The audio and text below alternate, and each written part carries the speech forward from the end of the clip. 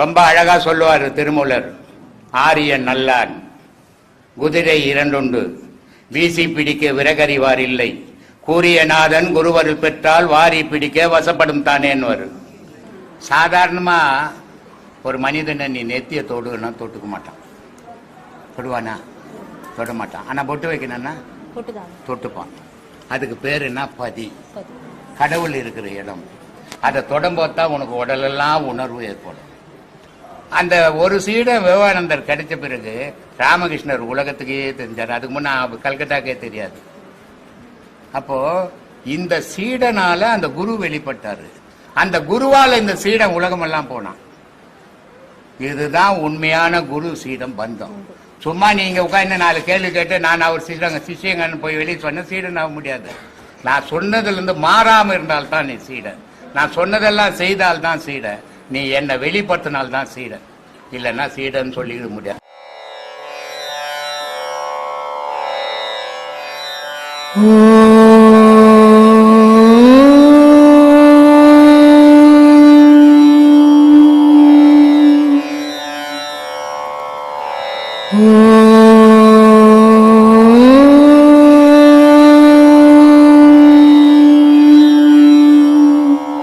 ஞானிகளை பற்றி தெரிஞ்சுக்கும் போது அவருக்கு சும்மா இரு அப்படின்னு சொல்றது மௌனோபதேசம் சும்மா இருன்னு சொல்லியிருக்காங்களா, இல்லைன்னா அதுக்கு அர்த்தம் என்னங்க? நீங்க என்ன வேலை செய்றீங்க?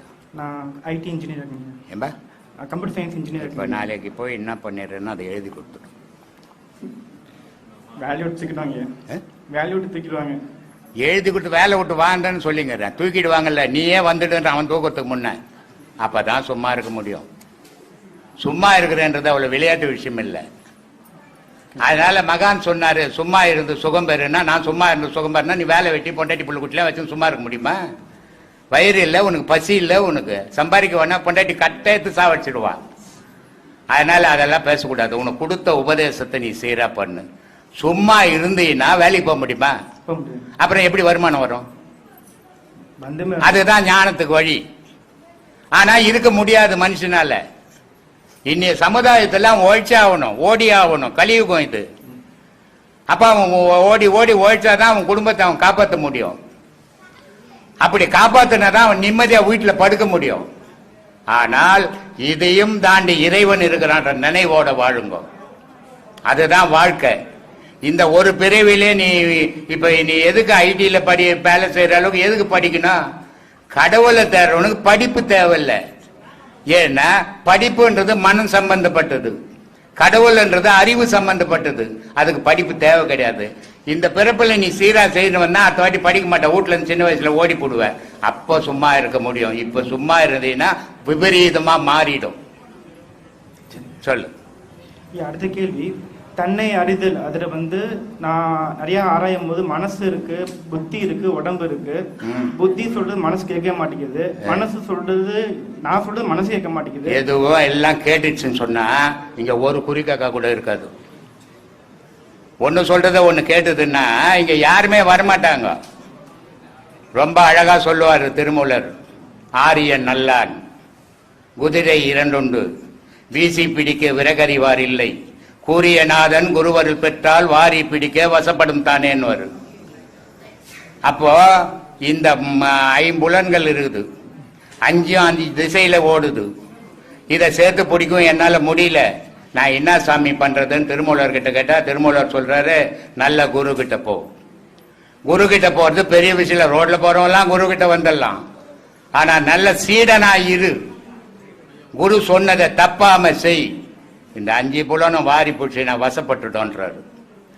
ஆனா நான் இங்க எல்லாருக்கும் சொல்லிடுறேன், கேட்டாண்டே எல்லாம் நான் சொன்னதெல்லாம் கொட்டிட்டு வீட்டுக்கு போயிடுறான்.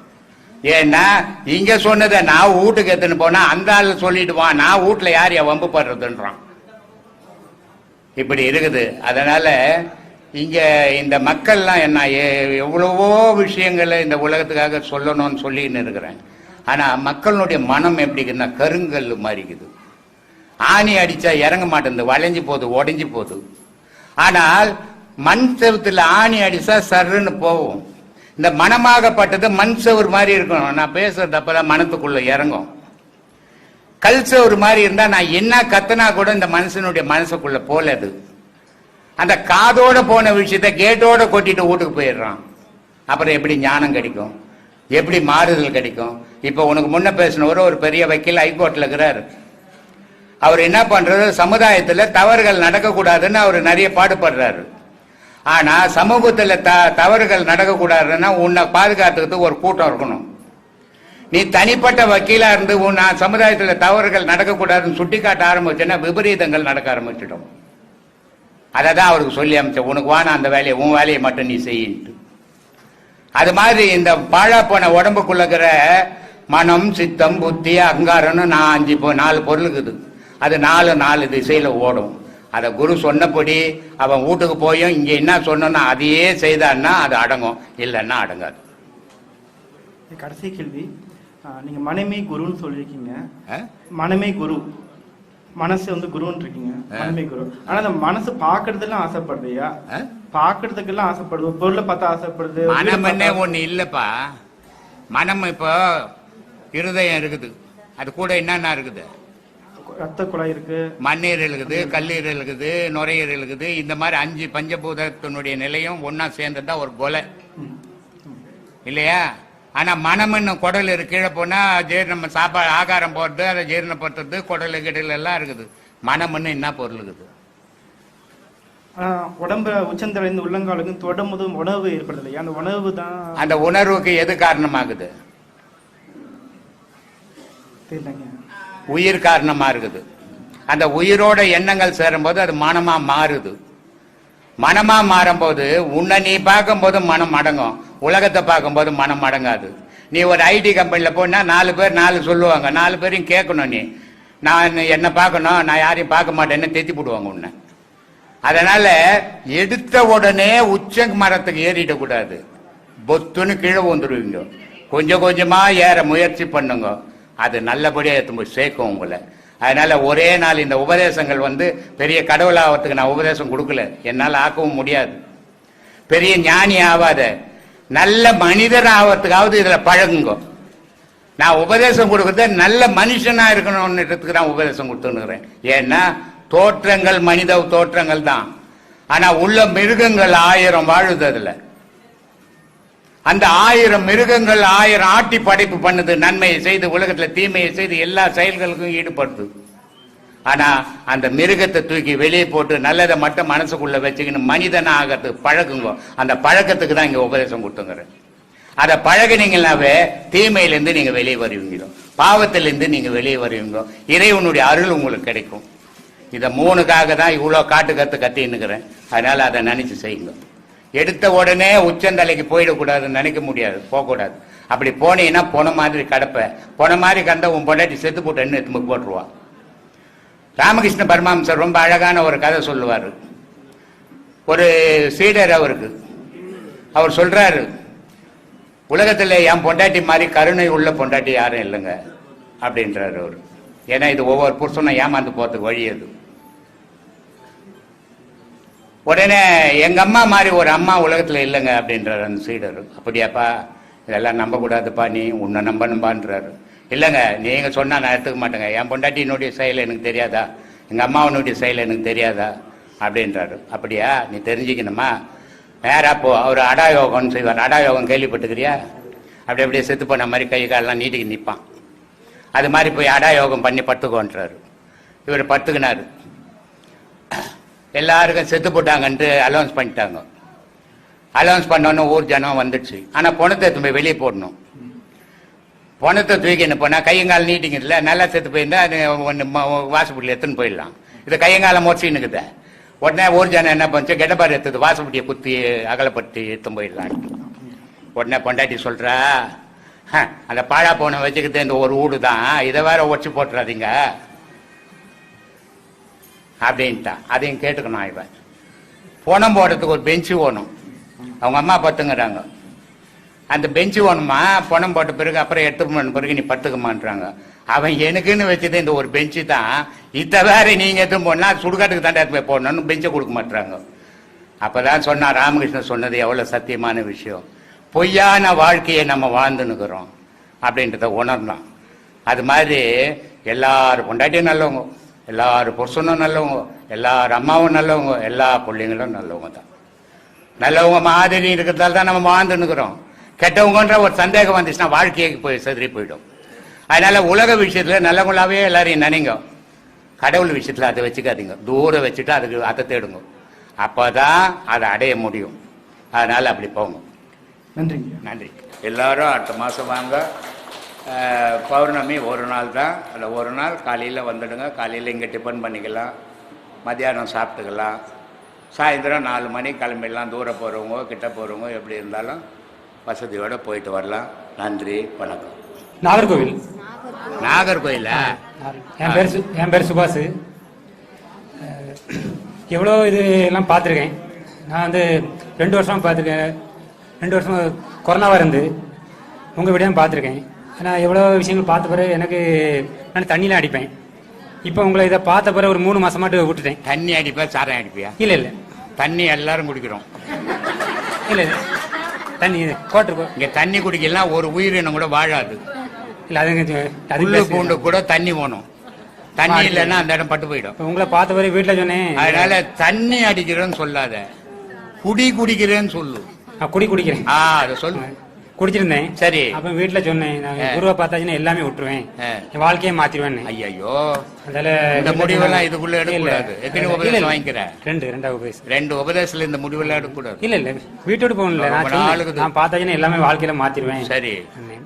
அப்ப உபதேசம் கேட்டு எல்லாமே மாற்றிட்டாங்களான்னு. நான் இப்ப தண்ணி அந்த பக்கமே போறதும் கிடையாது. என் வீட்லயும் பிள்ளைகள் ரொம்ப சந்தோஷமா இருக்கு. சரி. இன்னும் ஒரு கேள்வி சாமி. ஒரு 200 ரூபாய் சம்பாரிச்சா தண்ணி அடிச்சுட்டு வேலை செய்யிட்டு பாக்கெட்டில் 200 ரூபா போட்டோம்னா ஒன்று சாரை கடியை பார்த்தா அந்த 200 ரூபாய் சும்மா இருக்காது, போடணும். இல்லை எவனா தண்ணி அடிக்கிற நண்பன் பார்த்தா நம்ம எனக்கு ஒரு பெக் வாங்கி கொடுறான்னுவான். அந்த 200 ரூபாய் சும்மா போய் வீடு சேராது. அப்போ அந்த சாரை கடிக்கு போயிடும். வீட்டில் பிள்ளைங்க என்ன பண்ணுவாங்க, மெயினாக வருவார், ஏன்னா வாங்கின்னு வருவார் அப்படின்னு காத்து இருக்கும். ஆனால் கிடைக்காத போது அந்த பிள்ளைங்க என்ன நினைக்கும், இவன் எதுக்கு உயிராக இருக்கிறான், இவன் உயிராகிறத விட போகிறதே மேலாச்சு அப்படின்னு நினைக்கும் பிள்ளைங்க. அப்போது அந்த 200 ரூபாய் சம்பாதிச்சுட்டு 100 ரூபாய் அந்த குழந்தைங்களுக்கு ஏதாவது வாங்கின்னு போய் கொடுக்கும்போது நீயும் சந்தோஷமாகிற, உன்னையும் அந்த பிள்ளைங்க வாழ்த்துது, அதுங்களும் சந்தோஷமா இருக்கும். அப்போ மனிதனுடைய வாழ்வு எப்படி இருக்குன்னா, அடுத்தவன் சந்தோஷத்துக்காக வாழணும், அடுத்தவனை துக்கப்படுறதுக்காக வாழக்கூடாது. அது மிருகம். அது ஏன்னா காட்டில் ஒரு மான் வாழுது, நிலையில்லாத வாழ்வுல வாழ்ந்துங்குது. எப்ப எது வருமோ நம்மளை கொல்லுமோ. பாம்பு காட்டுல வாழ்ந்துனுக்குது, விஷமுள்ள பாம்பு. ஆனா எப்ப கீறி வருமோ கொல்லுமோ அப்படின்னு எல்லாமே வாழுது. ஆனா தைரியம் இல்லாத வாழ்ந்துனுக்குது. எல்லா உயிரினத்துக்கும் ஒரு உயிரினம் தீமை செய்தே வாழ்ந்துனுக்குது, அது உடலை வளர்த்துனுக்குது. ஆனா மனிதனுடைய உயிரினம் அப்படிப்பட்டது இல்லை. பல பேருக்கு உதவிகளை செய்யணும், பல நன்மைகளை செய்யணும், பல பேர் மனசுல உன்னுடைய மனசை பதிய வைக்கணும். உன்னுடைய உழைப்பு நீ மட்டும் சாப்பிட்றதுக்கு இந்த உலகத்துல கிடைக்கல. நீ சாப்பிடணும், நீ உழைச்சது தப்பு இல்லை. ஆனா உன்னுடைய உழைப்புல ஒரு 5% அடுத்தவங்களுக்கு கொடு, அதான் புண்ணியம். ஆனா உன்னுடைய உழைப்பு இல்லை, நீ ஊர்ல இருக்கிறவந்தெல்லாம் எனக்கு வரணும்னு உழைச்சேன்னா உன் புள்ள குட்டியெல்லாம் நொண்டியும் கூணும் குருடுமா பிறந்துடும். இதுதான் பாவத்தினுடைய அடையாளம். இதெல்லாம் நம்ம புரிஞ்சு வாழணும். இதைதான் சொன்னா மாதா செய்தது மக்களுக்குன்னா. ஒரு பிள்ளைகள் வாழும்போது தாய் தப்பம் செத்து போனோம் தெரியுமா? தாய் தப்பம் செத்து போனோம் பிள்ளைங்க உயிரா இருக்கும்போது. ஆனா தாய் தப்பம் உயிரா இருக்கும்போது பிள்ளைங்க சாக கூடாது. செத்தாயும் பாவின்னு அர்த்தம். அப்பாவுக்கெல்லாம் ஒரு 84 வயசு ஆகுது. அப்பா அன்னைக்கும் நல்ல வேலை பார்க்க எடுக்கணும், காரியங்கள் செய்யும். அவர் இருக்கட்டும், அவர் பாட்டுக்கு அவர் வேலையை செய்யட்டான். நீ செய்யறதை இந்த மாதிரி செய். நீ கண்டதுல போய் ஈடுபட்டினா உனக்கும் உடம்பு போவோம், உன் பிள்ளைங்க மனசும் போவோம். உங்க சாமியை பார்த்த பிறகு எல்லாமே நான் எல்லாமே விட்டுட்டேன். இப்ப எனக்கு கடவுள் யாருன்னா எனக்கு குரு தான் கடவுளுமே. சரி, எனக்கு நாங்க கடவுள் நேர்ல பார்த்த கிடையாது, இவங்க தான் எனக்கு கடவுளுமே. நான் கூட குரு தான் கடவுள்னு தான் நினைச்சுன்னு வாழ்ந்துன்னுக்குறேன். எல்லாருக்கும் அதுதான் சொல்லிக்கணுங்கிறேன், குரு தான் கடவுள்ன்ட்டு. ஏன்னா ஒரு மனிதன் பிறப்புல இருந்து இறப்பு வரைக்கும் என்ன மாதிரி குருமார்கள் 1000 பேர் வருவான். படிப்புக்கு ஒரு குரு வருவான், தொழிலுக்கு ஒரு குரு வருவான், வாழ்க்கைக்கு ஒரு குரு வருவாங்க. இது பல குருமா, ஆன்மீகத்துக்கு ஒரு குரு வருவான். ஆனா இத்தனை குருமார்களும் வழிபோக்க குருமார்கள் தான். உண்மையான குருவும் மனம்தான். அதான் அது சொல்றபடி தான் நீ கேட்ப. இப்ப நான் சொன்ன உனக்கு குடிக்காதுன்னு சொல்லிட்டு யார் சொன்னது? மனம், மனம். எத்தனை வாட்டி உன் பொண்டாட்டி சொல்லியிருக்கோம், எத்தனை வாட்டி உன் அம்மா சொல்லியிருப்பா, கேட்கல. எத்தனை வாட்டி உன் அப்பா சொல்லியிருப்பா. யார் சொன்னாலும் கேட்கலையே. அப்ப உன் மனம் சொன்னதானே கேட்ட. அப்ப உனக்கு குரு யாரு? மனம் தான் குரு. உன் மனம் தான் மனுஷனுக்கு குரு. அன்பே சிவம், மனமே குரு. நான் ஒரு வழிபோக்க மாதிரி ஏதோ எனக்கு தெரிஞ்சதை சொல்றேன். எடுத்தா எடுங்க, எடுக்கல போங்க. சாமி இந்த சாகா கால் போகா புனல் அதெல்லாம் உனக்கு வா. நான் 2 பாடம் வாங்கிட்டு பனைமரத்து உச்சியில நின்று தேன் குடிக்கிற மாதிரி நினைக்காத போ. குங்குமமும் திருநீரும் யாரை குறிக்கிறது? இது எதுக்காக வந்து பெண்களுக்கும் ஆண்களுக்கும் சொல்லி பிரிச்சு கொடுத்துருக்காங்க? ஆனா அத்தனை பொருள்லயும் மஞ்சளுக்குன்னு தனித்துவம் உண்டு. மஞ்சள் வந்து ஒரு வாசப்படியில பூசி வச்சின்னா கூட ஒரு பூச்சி போட்டு உள்ள வராது. அதுக்காக ஆதியில் என்ன பண்ணா வாசப்படியில மஞ்சள் பூசணும். இப்போ டிசைன் பண்ணி வச்சுக்கிறான் இவன். ஏன்னா நாயை வெளியே கட்டி மனுஷன் பெட்டில் படுப்பான். இப்போ இவன் வெளியே படுத்துக்கு நாயை பெட்டில் படுக்க வைக்கிற காலம் இது. அதனால அதெல்லாம் செய்யறது இல்லை. பெண்கள் வந்து குங்குமம் வைக்கணும், இல்லை ஏதாவது பொட்டு வைக்கணும். இதுக்கு என்ன காரணம் அப்படின்னா, சாதாரணமா ஒரு மனிதனை நீ நெத்திய தொடுன்னா தொட்டுக்க மாட்டான். தொடுவானா? தொட மாட்டான். ஆனா பொட்டு வைக்கணும்னா தொட்டுப்பான். அதுக்கு பேர் என்ன? பதி. கடவுள் இருக்கிற இடம். அதை தொடம்போது தான் உனக்கு உடலெல்லாம் உணர்வு ஏற்படும். அந்த உணர்வு அன்னாடம் ஏற்படணுன்றதுக்காக நீ குளிச்சு மஞ்சள் பூசி உன் உடம்புல எந்த கிருமியும் வராம குங்குமம் வைக்கும்போது ஒரு மகாலட்சுமியே அந்த வீட்டுக்கு வந்த மாதிரி இருக்கும். அதே நேரத்தில் அந்த பெண்ணுக்கு அது பாதுகாப்பாக இருக்கும் இல்லையா? அந்த உணர்வு ஏற்படுறதுக்காக அங்கே பொட்டு வைக்கிறது. அதை வச்சே ஆகணும் எல்லாரும். ஆண்கள் வந்து பட்டை போட்டுக்கு அந்த உணர்வை உண்டாக்கிறான். சில பேர் நாமம் போட்டு அந்த உணர்வை உண்டாய்ப்பான். இதை 2 வெள்ளை போடுவாங்க. சில பேர் நாமத்தில் நடுவில் சகுப்பு போடுவாங்க. இது என்ன அப்படின்னா சந்திரகலை, சூரியகலை, அக்னிகலைன்னு அர்த்தம். இப்படி அந்த குங்குமம் வந்து பெண்களுக்கு முக்கியம். ஆனால் இது கல்யாணம் ஆகிற வரைக்கும், இளமையிலேருந்து கல்யாணம் ஆகிற வரைக்கும் அந்த குங்குமங்களை இட்டுன்னு வராங்க. கணவன் இறந்து அமங்கலி ஆகும்போது அவங்க என்ன பண்ணுறாங்கன்னா அந்த குங்குமத்தை விட்டு விபூதி வைக்க ஆரம்பிக்கிறாங்க. இதுக்கு என்ன காரணம்? சில பேர் ஆம்பளைங்க கூட விபூதி பூசுவாங்க, குங்குமம் வைப்பாங்க. மனைவி இருந்துட்டாள்னா வெறும் விபூதி பூசுவோம். இதுக்கு என்ன காரணம்? குங்குமன்றது பெண்ணு, விபூதின்றது ஆணு. 2 இணைஞ்சு வாழறது இல்லறம். அப்போ கணவன் போயிட்டான், எனக்கு இல்லறம் இல்லை அப்படின்னு உலகத்துக்கு காட்டுறதுக்காக திருநீரிட்டான். அதே மாதிரி எனக்கு மனைவி இல்லை அப்படின்றதுக்காக அவன் குங்கத்தை கழிச்சிட்டு திருநீரிட்டான் இல்லையா? எதுவுமே மூடத்தனமாலாம் வைக்கல முன்னோர்கள், அறிவுபூர்வமாக வச்சுக்கிறாங்க. ஆனால் இப்போ அதை மூடத்தனமாக ஆக்கிக்கின்னு தெரிஞ்சுன்னுக்கிறானுங்க. எல்லாம் சரியாக வச்சாங்கம்மா பெரியவங்க, அறிவாளிகள் அப்போ இருந்தவங்க. இப்போ அந்த அளவுக்கு அறிவு இல்லை, முட்டாள்தனமாக இருக்கிறாங்க என்ன மாதிரி. அதனால் அது புரிஞ்சிக்க முடியல. இதுக்கு தாமா வச்சாங்க அதெல்லாம். அப்புறம் இன்னொரு கேள்வியா, இப்ப சொல்லு, அங்க ஆணோட சக்தி வந்து விந்து அணு, அதே மாதிரி ஒரு பெண்ணுக்கு வந்து ஸ்ரோனிதம் சொல்றீங்க. சரி, சரிங்களா? இப்போ ஒரு இள வயசுல இருக்க பெண் இருக்காங்க, அவங்க அந்த பாடங்கள்லாம் பண்றாங்க. ஏதோ ஒரு சந்தர்ப்ப சூழ்நிலையால அவங்களுக்கு வந்து அந்த கர்ப்பப்பை எடுக்கப்படுகிறது. அப்ப அவங்களுக்கு ஸ்ரோனிதம் சுரக்கிறது இல்லாம போயிடும். இல்ல, கர்ப்பப்பைன்றது வேற, விந்து சுரோனிதம் தங்கிறது வேற. அது விந்து பை, சுரோனித பை. கர்ப்பப்பைன்றது குழந்தைய சுமக்கிற பை. அது இதுக்கும் அதுக்கும் சம்பந்தமே கிடையாது. ஒரு மனிதனுக்குள்ள ஒருத்தனுக்கு ஆணுக்கு விந்து இல்லைன்னா அவன் செத்து போயிடுவான், வாழவே முடியாது உலகத்தில், மூச்சு வராது அவனு. அதுக்கு தான் அந்த மூச்சு வர்றதுக்கு தான் குண்டலி பாம்புன்னு அர்த்தம். எவ்வளோ அறிவுபூர்வமாக கண்டுபிடிச்சி எவ்வளோ அறிவுபூர்வமாக வச்சிருக்கிறான் பாரு. அந்த குண்டலி பாம்புன்னு அந்த விந்து ஏன்னு சொன்னான்னா, அந்த விந்து இருக்கிறதால தான் இவனுக்கு மூச்சு வருது. மூச்சு வர்றது எப்படி வருது? பாம்பு சீர்ற மாதிரியே நமக்கு மூச்சு அப்படிதானே இருக்குது, மூச்சு விட்டோம்னா. அப்போ இது பாம்பு மாதிரியே வருதுடா. இது எங்கேருந்து வருதுன்னா குண்டலி பாம்புடா. அதுன்னா குண்டலின்றது அது ஒரு ஒய் ஜாயிண்ட் மாதிரி. அது இதெல்லாம் வந்து ஏமா ஏன் இந்த கொலவாரி இல்லையா? இப்போ வந்து இப்போ ஒரு ஒய் ஜாயிண்ட் மாதிரி. அது இந்த ஒய் ஜாயிண்ட்ல யூரின் ஒரு பையில ரொம்பது, விந்து சுரோனிதம் ஒரு பையில ரொம்பது. யூரின் அதிகமாச்சுன்னா யூரின் வருது, விந்து அதிகமாச்சுன்னா தானா வெளியே போகுது. 2 ஒரு இதில் தான் நிற்குது. ஆனால் கர்ப்பப்பைன்றது அது தனி.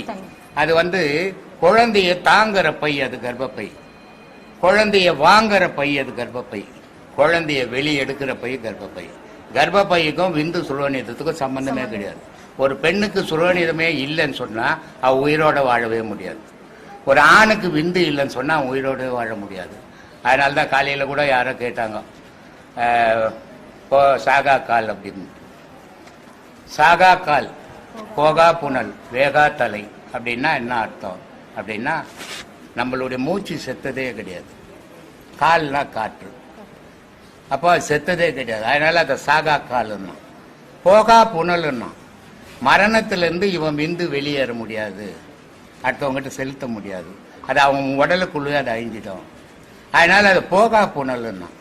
வேகா தலைன்னா ஆன்மாவை வந்து வெயிலோ கத்தியோ மழையோ நினைக்கவும் முடியாது, வெட்டவும் முடியாது, முடியாது. இது முப்பொருளும் அழியா பொருள். இந்த முப்பொருள் தான்டா உலகம் அப்படின்னா. அதனால கர்ப்பப்பைன்றது வேற, விந்து பையன்றது வேறம்மா. ஸோ டாக்டர் கிட்ட போய் கேளுமா, இங்க என்கிட்ட வந்து கேட்டு உயிர் எடுத்துங்கிற நம்ம டாக்டர் இருக்கிறார் பார்த்திபன், கேளு. அப்புறம் இன்னொரு கேள்வியா, நீங்க குரு சிஷ்யர் பத்தி நிறைய சொல்லியிருக்கீங்க. இப்போ வந்து ஒரு குரு வந்து சிஷ்யரை தேர்ந்தெடுக்கிறாரா, இல்ல சிஷ்யர் வந்து குருவை தேர்ந்தெடுக்கிறாங்களா, இல்ல குரு சிஷ்ய பந்த வந்து பூர்வ ஜென்ம புண்ணியம் இருந்தாதான் ஒருத்தரால இந்த குருவை அடைய முடியுமா? ரோட்ல நான் போய் நகரேன், குரே வடங்குரே அப்படின்றான், சீடன் ஆயிட முடியுமா? சொல்லு, அவன் குருவேன்ட்டானே, சீடன் ஆயிட முடியுமா? நான் சொல்றேன் சிஷ்யா வணங்க சிஷ்யா அப்படின்றான், அவன் சிஷ்யன் ஆகிட முடியுமா? இது வாய் வார்த்தையால் ஆவறது இல்லை, நிஜத்தில் ஆகணும். சீடன் அவன் குருவாகும். குருவும் நிஜ குருவா இருக்கணும், சீடனும் நிஜ சீடனா இருக்கணும். நான் சொல்லி கொடுக்கறதுல மாறுபடாதவன் தான் சீடன் இல்லையா? ராமகிருஷ்ண பரமஹம்சர் எத்தனையோ சீடர்களுக்கு உபதேசம் கொடுத்தாரு. ஆனா யாராலையாவது அவர் வெளிப்பட்டாரா? வெளிப்படலை. ஆனா அவர் சொல்றாரு, தடிக்கு உண்டா தெரு நிறைய குருமார்கள் இருக்கிறாங்க, ஆனா ஒரே ஒரு சீடன் எனக்கு கிடைக்கல அப்படின்ட்டு. அந்த ஒரு சீடன் தான் விவேகானந்தர். அந்த ஒரு சீடன் விவேகானந்தர் வந்த உடனே விவேகானந்தருக்கு அதுக்கப்புறம் தான் விவேகானந்தர்ன்ற பேரு, அவருக்கு நரேந்திரன் தான் பேரு. அந்த ஒரு சீடன் விவேகானந்தர் கிடைச்ச பிறகு ராமகிருஷ்ணர் உலகத்துக்கே தெரிஞ்சார். அதுக்கு முன்ன கல்கட்டாக்கே தெரியாது. அப்போ இந்த சீடனால அந்த குரு வெளிப்பட்டாரு, அந்த குருவால இந்த சீடன் உலகமெல்லாம் போனான். இதுதான் உண்மையான குரு சீடம் பந்தம். சும்மா நீங்க உட்கார்ந்து 4 கேள்வி கேட்டு நான் அவர் சிஷ்யங்கன்னு போய் வெளியே சொன்ன சீடன் ஆக முடியாது. நான் சொன்னதுல இருந்து மாறாம இருந்தால்தான் நீ சீடன், நான் சொன்னதெல்லாம் செய்தால்தான் சீடன், நீ என்ன வெளிப்படுத்தினால்தான் சீடன், இல்லைன்னா சீடன் சொல்லிட முடியாது. எல்லா சிவன் கோயிலையும் லிங்க வடிவமாகவே காட்சி கொடுக்கிற சிவபெருமான் தில்லை சிதம்பரத்துல மட்டும் ஆடல் கலையான நட்ராஜ சிலையாக காட்சி கொடுக்கிறது எது? அப்புறம் அந்த நட்ராஜ சிலையோட மகிமைகளும் சொல்லுங்க. நட்ராஜர் வந்து ஒரு காதுல வந்து பெண்ணாகவும், ஒரு பக்கம் வந்து அர்த்தநாரீஸ்வரனாக ஆணாகவும், ஒரு கையில வந்து உடுக்கை, ஒரு கையில வந்து நெருப்பு, இன்ற கால் தூக்கி ஆகாயம் கால் பார்க்க மாதிரி இன்னொரு காலை தூக்கி நிற்கிறது. அதோட ரகசியம் என்னன்னு சொல்லிட்டு சிதம்பர ரகசியம் நிறைய பேர் சொல்லுவாங்க. நிறைய யூடியூப்ல வேற வேற மாதிரிலாம் இருக்கும். சிதம்பரம் வந்து நம்ம பூமியில மத்திய பகுதியில காந்த ஈர்ப்பு சக்தி இருக்க திசையில இருக்கு அப்படின்னு சொல்லி நாசா விஞ்ஞானிகளாம் வந்து நம்ம சிதம்பரம் கோவிலை வந்து பெருமைக்குரிய கோவிலா சொல்றாங்க. அப்படிப்பட்ட அந்த நடராஜ சிலை ஏன் அந்த சிதம்பரம் கோவில மட்டும் லிங்க வடிவமாக இல்லாம நடராஜ சிலையாக இருக்கிறாங்கன்னு சொன்னோம். ஆண்டவா, இந்த பொண்ணு என்னமோ முடிவு பண்ணி வந்துப்பா சாமி. எல்லா அர்த்தனார் சிலை சிவபெருமான். அர்த்தனார்னா யாரை சேர்த்துக்கினாரு? சக்தியை சேர்த்துருக்காரு. சக்தி. சிவலிங்கம் அப்படின்னா யாரை சேர்த்துக்கினாரு? அதுவும் ஆணும் பெண்ணோட, பெண்குறி ஆண்குறி. அதுதானே. அப்போ எல்லாத்துலேயும் வந்து ஆணும் பெண்ணும் சேர்ந்ததுதான். ஆனால் தில்லையில் மட்டும் ஆணும் பெண்ணும் சேர்ந்ததில்லை, ஆண் மட்டும்தான் இல்லையா? அதனுடைய தாற்பயம் என்ன? இன்னைக்கு உலகத்து ஒரு நாடு இல்லை, இந்திய நாட்டுக்கு இல்லை, உலக நாட்டினுடைய மையம், பூமியிலே மையப்பகுதின்னு சொல்றாங்க. அதுதான்மா உலகம்ன்றத உலக நாடுகள் இருக்குது. கண்டுபிடிச்ச வரைக்கும் தானே நாடு, கண்டுபிடிக்காத எவ்வளோ இருக்குது. ஆனா இதுக்கு எல்லாத்தையுமே மையப்பகுதி வந்து சிதம்பரம். இது இன்னைக்கு விஞ்ஞானம்ன்றது ஒரு 500 வருஷம் இல்லை 1000 வருஷம் தான் இருக்கும் கண்டுபிடிச்சி. அதுக்கு முன்னே எப்படி இந்த மையத்தை கண்டுபிடிச்சி வச்சிருப்பான்? அந்த சிவபெருமான் கால் ஊன்ற இடம் தான் மையம். இது எப்படி அதிசயம்?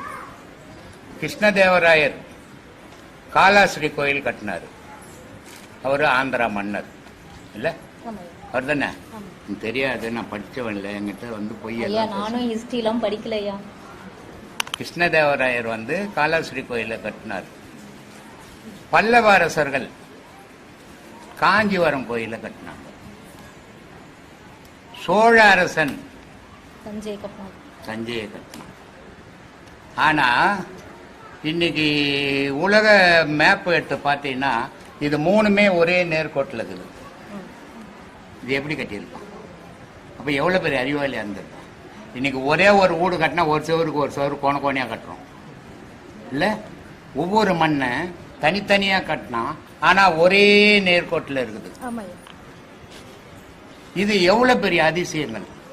காரணம் என்ன அப்படின்னா, ஆதியில் இருந்த மன்னர்கள்லாம் ஞானியாகவும் இருந்தான்.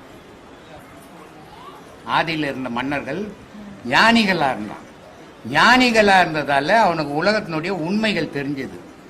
அப்போ அதுக்கேற்ற மாதிரி அதுங்களை அமைச்ச ஆள்களை வச்சு அப்படி அமைச்சது சிதம்பரம் கோயில்.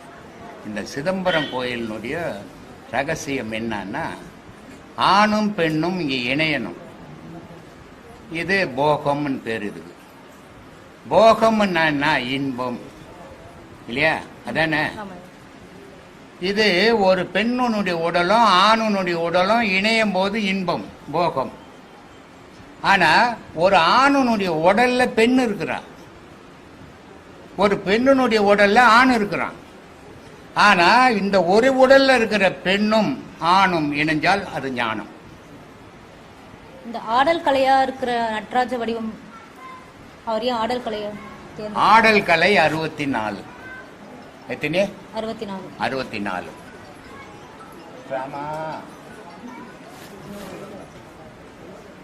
மனிதனுடைய மூச்சு இருக்குதே, இது ஆடல் கலை 64. இந்த ஒரு வலது பக்க சூரிய கலை மூச்சு உச்சந்தலையிலிருந்து உள்ளங்கால் வரைக்கும் போனா 32. இந்த உச்சந்தலையிலிருந்து உள்ளங்கால் வரைக்கும் போனா 16 கலை. அதே மாதிரி வலது மூக்கிலிருந்து வலது கால் கட்ட விரல் வரைக்கும் போச்சுன்னா அது 16. 16 16 எவ்வளோ ஆச்சு? 32. இது ரெண்டும் சேர்ந்து போகும்.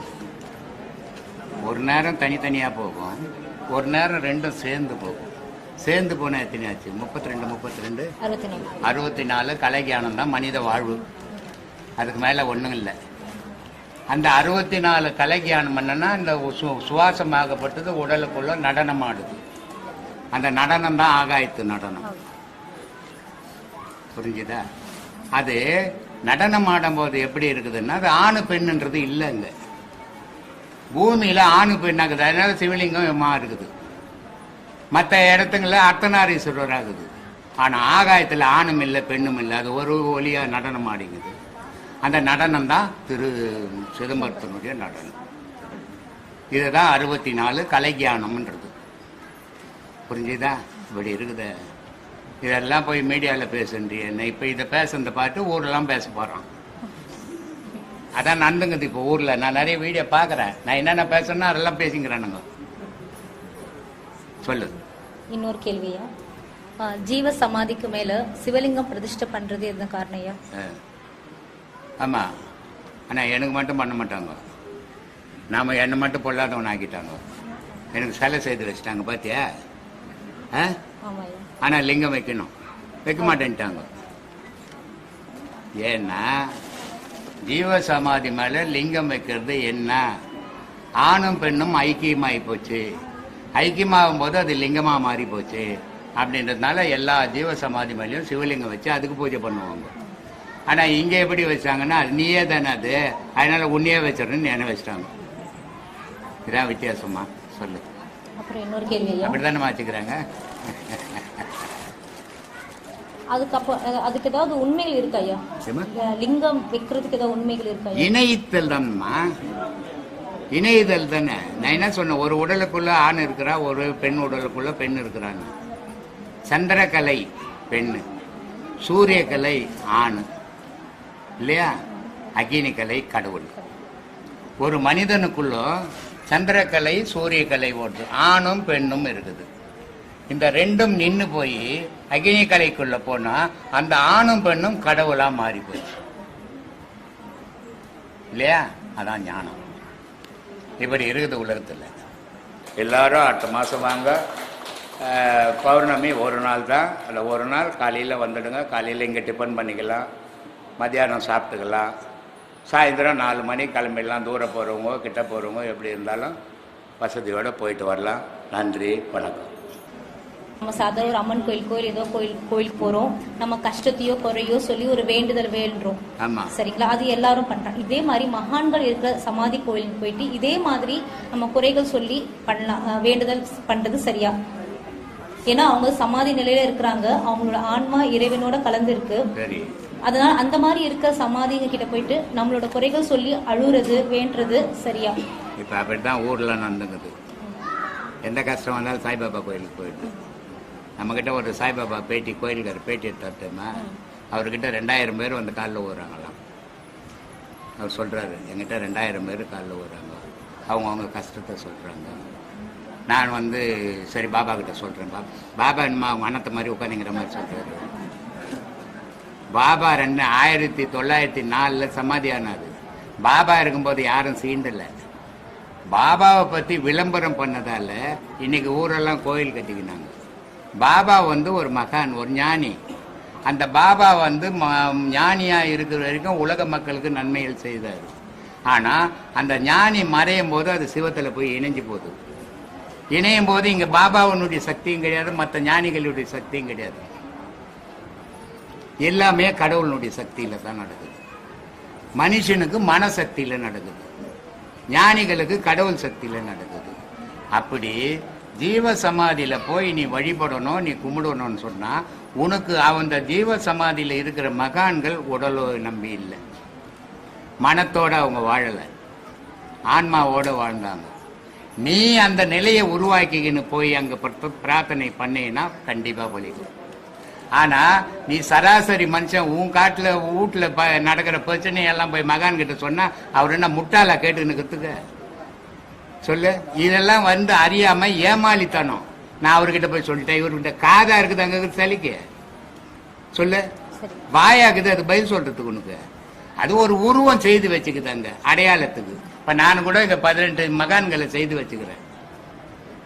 அவங்கள வழிபடுங்க, அவங்கள மனசில் நினைங்கன்னு தான் சொல்கிறேன். உன் கஷ்டத்தெல்லாம் சொல்லாங்க, தீர்ந்துடும் சொல்லலை. ஏன்னா அவங்கெல்லாம் நினச்சி, மகான்கள்லாம் நினச்சி, சாய்பாபாலாம் நினச்சி, எல்லா மகானும் நினச்சி கஷ்டம்லாம் தீர்ந்துடும்னா உலகத்தில் இன்னைக்கு இதில் ரஷ்யாவுக்கும் இதுக்கும் போரே நடக்காது. அவ்வளோ மக்கள் சாக மாட்டான். இங்கே கொரோனாஸ் வந்து லட்சக்கணக்கில் சாக மாட்டான். இதெல்லாம் வந்து அறியாமையில் மக்கள் வாழ்ந்துன்னுக்குறான். உண்மை தெரியல. என்னுடைய விதி தான் என் வாழ்க்கையை நிர்ணயம் பண்ணும், கடவுளோ ஞானியோ நிர்ணயம் பண்ண முடியாது. எந்த ஞானியாலையும் எந்த மனிதனுடைய வாழ்க்கையை நிர்ணயம் பண்ண முடியாது. ஆனா இவனுடைய ஆதங்கம் அதை போய் கும்பிட்டுன்னுக்குறான், இவனுடைய ஆதங்கம் அதுகிட்ட போய் சொல்லின்னுக்குறான். அது என்னமோ கேட்டுங்கிற மாதிரி. எந்த மகானுடைய சிலையும் நீ சொன்னீன்னா கேட்காதுமா. நீ பண்ற பிரார்த்தனையும் நடக்காது. அந்த ரமணர் ஆசிரமம் இருக்குது, பெரிய மகான், உத்தமன். ஆனா அவரை சுத்தி எத்தனை பிச்சை எடுக்கிறவங்கிறான் இல்ல. பெரிய கோயில் திருவண்ணாமலை கோயில், அங்க பிறந்தாவே மோட்சம்ட்டான். ஆனா எவ்வளவு பிச்சைக்காரன் ஒவ்வொருத்தரும் உட்காந்துங்க, லட்சம் ஆயிரக்கணக்கில் உட்காந்துங்கிறான். இது எல்லாம் வந்து அறியாமை. என் வாழ்க்கையை நான் தான் நிர்ணயம் பண்ணி நான் இப்படி வாழணும், எப்படி நினைக்கிறனோ அப்படி நான் வாழ்வேன். அது நல்லதா அமையறதும் கெட்டதா அமையறதும் என்னுடைய விதி. இங்க மகானுக்கும் கடவுளுக்கும் இங்க வேலையே கிடையாது. ஆண்டவனே உன்னை படிக்கல, நீயே வந்து இந்த உலகத்துல பிறந்த. உன் தாயும் உன் தகப்பனும் சேரும் போது நீ இடையில வந்து ஊழ்ந்த. உன் தாயும் உன்னை பெத்துக்கணும்னு நினைக்கல, உன் தகப்பனும் உன்னை பெத்துக்கணும்னு நினைக்கல. நானும் பொறுக்கணும் ஆசைப்படலையா? நீ ஆசைப்பட்டு தான் இந்த பூமிக்கு வந்துட்ட. வந்ததால நீங்க இருக்கிற துன்பத்தை நீ அனுபவிச்சு தான் ஆகணும். இது அப்பா மேல குறை சொல்றது, அம்மா மேல குறை சொல்றது, கடவுள் மேல குறை சொல்றது, இதெல்லாம் முட்டாள்தனமான வார்த்தைகள். அது இல்ல நிஜம். நிஜத்தை நம்பி வாழுங்க, நிஜத்தை தெரிஞ்சுக்கின்னு வாழுங்க, துன்பம் இருக்காது. நிஜத்தை தெரியாத வாழ்ந்தீங்கன்னா துன்பம் வரும். ஒரு கோயில், ஒரு மகானுடைய கோயிலுக்கு போற, ஒரு 10 வாரம் போற, 10 வாரமா எதையாவது ஒரு பிரார்த்தனை சொல்ற, நடக்கல, அப்ப என்ன பண்ணுவ? அந்த மகான ரோடெல்லாம் திட்டின்னு போவ. இனிமா அவர்கிட்ட துட்டு கொடுத்து வச்சுட்டு கடன் கேட்க போன மாதிரி. இதெல்லாம் அறியாமை. மகான்களை வழிபடுங்க, தவறில்ல. ஆனா அவரு இதை செய்வாரு அதை செய்வாருன்னு நினைக்காதீங்க. இறைவன் மகான்களை மனசுல ஏத்தனீங்கன்னாவே உங்களுடைய பாவ புண்ணியங்கள் தானா அதுல இருந்து நீங்க விடுபடுவீங்க. மகான்கள் குறைக்க மாட்டான், அவனுக்கு அது வேலையும் இல்லை. சித்தர்கள் மனிதர்களோட கூடி வாழவே இல்லை, மனிதனை விட்டு விலகியே வாழ்ந்தான் காட்டுல. சித்தர்கள் ஏன் காட்டை விட்டு மனுஷனை விட்டு விலகி காட்டுல வாழ்ந்தான் அப்படின்னா, மனிதன் எப்படியாவது எதை சொன்னாலும் இவன் கேட்கறதே இல்லை, இப்படி சாவகாசமே வானாடான்னு அவன் காட்டுக்கு பக்கம் போயிட்டான். ஆனா மகான்கள் என்ன பண்ணாங்கன்னா, இவனை எப்படியாவது 1000 பேர் இருக்கிற 5 பேர் திருந்த மாட்டானா அப்படின்றதுக்காக மகான்கள் இந்த உலகத்துல பாடுபட்டாங்க. அப்படிப்பட்ட மகான்களுடைய நினைவு மனசுல வச்சுக்கோ, நீ தீமையிலிருந்து வெளியே வந்துருவ. ஆனா அவரு காப்பாத்துவார், இவர் எவர் காப்பாற்ற மாட்டார். உன்னை நீ தான் காப்பாத்திக்கணும், கடவுள் தான் உன்னை காப்பாற்றணும். மூவாய் நான்மறை முதல்வாய் போற்றி, சேவாய் செங்கோடி சிவனை போற்றி, காவாய் கனக குன்றே போற்றி, ஆவாய் என்று அருள்வாய் போற்றி, படைப்பாய் காட்பாய் துடைப்பாய் போற்றி, இடரை கடையும் எந்தாய் போற்றி, தென்னாட்டவர்க்கும் இறைவா போற்றி, எந்நாட்டவர்க்கும் இறைவா போற்றி அப்படின்னு மாணிக்க வாசகர் ஒரு பாடல்ல இருக்கையா. இதுல தென்னாட்டுடையார் இறைவா போற்றி, எந்நாட்டவர்க்கும் இறைவா போற்றி. அவர் தென்னாடு அப்படின்னு சொல்றது நம்ம தமிழகத்தையா? அப்போ தமிழகம் தான் சிவன் இருக்காரா, வேற எங்கேயுமே இல்லையான்றது ஒரு கேள்வி நிறைய பேர் மனசுல இருக்கு. தமிழ்நாடு, கர்நாடகம், ஆந்திரா, கேரளா எப்ப பிரிச்சாங்க? எப்பமா பிரிச்சாங்க? ஒரு 200 வருஷத்துக்கு முன்னாடி பிரிச்சிருக்காங்க. எப்ப பிரிச்சாங்க சரியா இல்ல தெரியாது. 1962 பிரிச்சாங்க. 50 வருஷம் இல்லையா? 62 பிரிச்ச பிறகுதான் இத்தனை மாநிலமாச்சு. அதுக்கு முன்ன இத்தனையும் சேர்ந்து ஒரு மாநிலமா தான் இருந்தது. இமயமலை எதை நோக்கி நீ பாக்குது? ஒரு பக்கம் பாத்தீங்கன்னா அது சைனாவை நோக்கி பார்க்கும், ஒரு பக்கம் பார்த்தீங்கன்னா திபெத்தை நோக்கி பார்க்கும், ஒரு பக்கம் பார்த்தீங்கன்னா தமிழ்நாட்டை நோக்கி தான் பார்க்கும். இல்ல அப்போ இறைவன் இருக்கிறது தென்னாடு உடையா சிவனே போற்றி அப்படின்னா அந்த இறைவன் இதை நோக்கி பார்க்கறான். ஆனா இது தென்னாட்டு சிவனே போற்றி சொல்லிட்டேன், இது தப்பு தான். ஆனா எந்நாட்டவருக்கும் இறைவன் அவன் தான், அதுல தானே சொல்றான். தென்னாட்டு சிவனேன்னு சொல்லிவிட்டான் முதல்ல, இது தப்பு தான்பா. ஆனா இறைவன் ஒரு நாட்டுக்கு சொந்தம் இல்லை, எந்நாட்டவருக்கு உலகத்துல இருக்கிற நாட்டுக்கெல்லாம் அவன் தான் சொந்தம், அவன் தான் இறைவன். 2வது சொல்லிட்டார்ல, அப்புறம் என்ன சர்ச்சைக்கு வாழுது இல்லையா? நிறைய ஊர்ல இருந்து நம்ம சவுத் சைடு இருக்காது, அப்போ நம்ம அங்கெல்லாம் சிவன் இல்லையா அப்படின்றது நிறைய பேர். இது மனிதனுடைய மனம் எடுத்துக்கிற பக்குவமா? ஒரு குரு உபதேசம் கொடுக்கணும்னா எப்படி உட்கார்ந்து உபதேசம் கொடுக்கணும் தெரியுமா? மேல உட்கார்ந்து சிஷ்யன் கீழே உட்கார்ந்து, மேல உட்கார்ந்து அந்தத்துல உட்கார்ந்து எல்லாம் கிடையாது. அது முருகனும் சிவனும் உபதேசம் வாங்குறது, நீ மேல உட்காந்து கீழே. நம்மளாம் மனுஷன் உட்கார்ந்து உபதேசம் கொடுக்கறது எப்படின்னா, இந்த திசையை பார்த்து சீடம் உட்காரணும், இந்த திசையை பார்த்து குரு உட்காரணும். இதுக்கு என்ன காரணம்?